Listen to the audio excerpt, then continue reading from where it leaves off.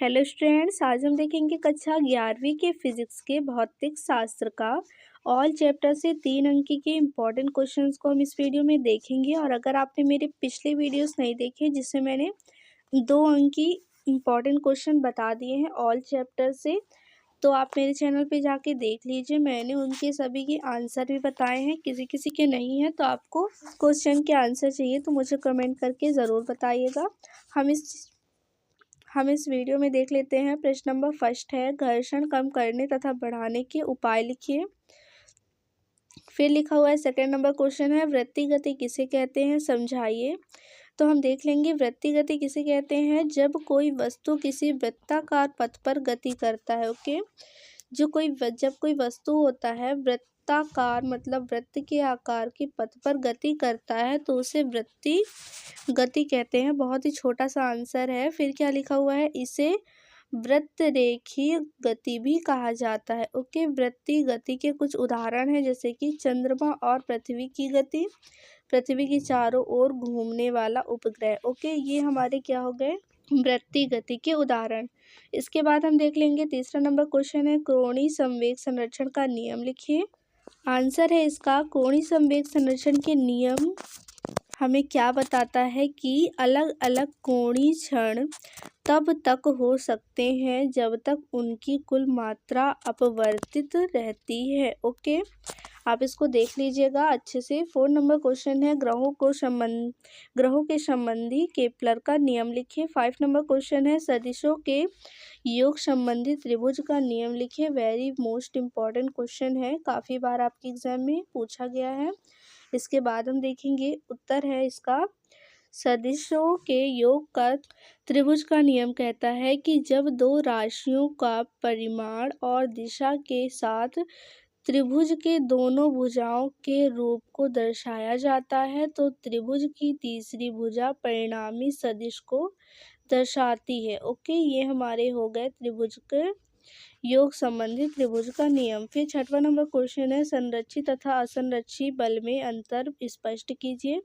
7वां number question है, G capital G और small जी में हमें संबंध बताना है। ओके, 8वां नंबर क्वेश्चन है, विमी विधि से सूत्र v² बराबर u² + 2as का यथार्थता की जांच कीजिए। यहाँ प्रतीकों के सामान्य अर्थ हैं। ओके, 9वां नंबर क्वेश्चन है, अभिकेंद्री त्वरण से आप क्या समझते हैं, जब कोई वस्तु वृत्ताकार पथ पर गति करती है तो उसका वेग परिवर्तन के कारण त्वरण उत्पन्न होता है जिसे अभिकेंद्री त्वरण कहते हैं।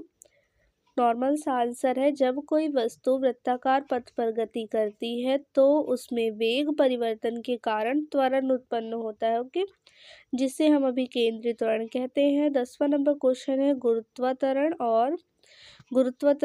स्मॉल जी और गुरुत्वीय नियतांक कैपिटल जी में अंतर लिखिए। ओके, 11वां नंबर क्वेश्चन है, घर्षण को कितने प्रकार से बढ़ाया जा सकता है।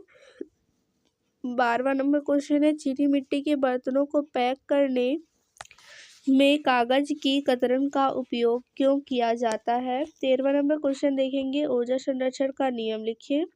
ऊर्जा संरक्षण का नियम क्या होता है, ऊर्जा के संरक्षण का नियम कहता है कि ऊर्जा को ना तो बनाया जा सकता है और ना ही नष्ट किया जा सकता है, इसे केवल एक रूप से दूसरे रूप में परिवर्तित किया जा सकता है। ओके, द्रव्यमान तथा भार में अंतर लिखिए। द्रव्यमान को किलोग्राम केजी से नापा जाता है जबकि वजन मतलब भार को न्यूटन से मापा जाता है। ओके, द्रव्यमान अदिश राशि है और भार सदिश राशि है। ओके, ये आप देख लीजिए अंतर। पास्कल का नियम लिखना है हमें। पास्कल का नियम कहता है कि किसी बंद तरल पर लगाया गया दबाव तरल के हर बिंदु को कंटेनर की दीवारों तक बिना किसी कमी के पहुंचाता है। ओके, ऊष्मा और ताप में हमें अंतर बताना है। ओके, तो हम देख लेंगे, केवल ताप के अंदर के कारण केवल ताप के अंतर के कारण ऊर्जा के अंदर को ऊष्मा कहते हैं जबकि ताप उष्णता की कोटि है। ओके, 18 नंबर क्वेश्चन है, ऊष्मागतिकी का प्रथम नियम लिखिए। आप देख लीजिए, ऊष्मागतिकी का प्रथम नियम कहता है कि जब किसी प्रणाली पर ऊष्मा दी जाती है तो अवशोषित ऊष्मा की मात्रा प्रणाली की आंतरिक ऊर्जा में वृद्धि और किए गए बाहरी कार्य के मात्रा के योग के बराबर होती है। ओके, 19 नंबर क्वेश्चन है, धातु की आयताकार शीट की लंबाई चौड़ाई मोटाई हमें दी हुई है। एक उचित सार्थक अंकों तक शीट का आयतन हमें ज्ञात करना है। फिर कहता है 20 नंबर क्वेश्चन, आपेक्षिक वेग किसे कहते हैं? जब दो वस्तुएं गतिमान हो तब एक वस्तु का वेग दूसरी वस्तु के सापेक्ष आपेक्षिक वेग कहलाता है। ये हमारे 20 इम्पॉर्टेंट क्वेश्चन हो गए 3 अंक की वाले 11वीं फिजिक्स के। अगर आपको इसी तरह से किसी भी सब्जेक्ट के इम्पॉर्टेंट क्वेश्चंस की वीडियो चाहिए तो मुझे कमेंट करके ज़रूर बताइएगा। मैं ऐसे ही आपको सारे सब्जेक्ट के इम्पॉर्टेंट क्वेश्चंस की वीडियो लेके आती रहूँगी। तब तक के लिए बाय।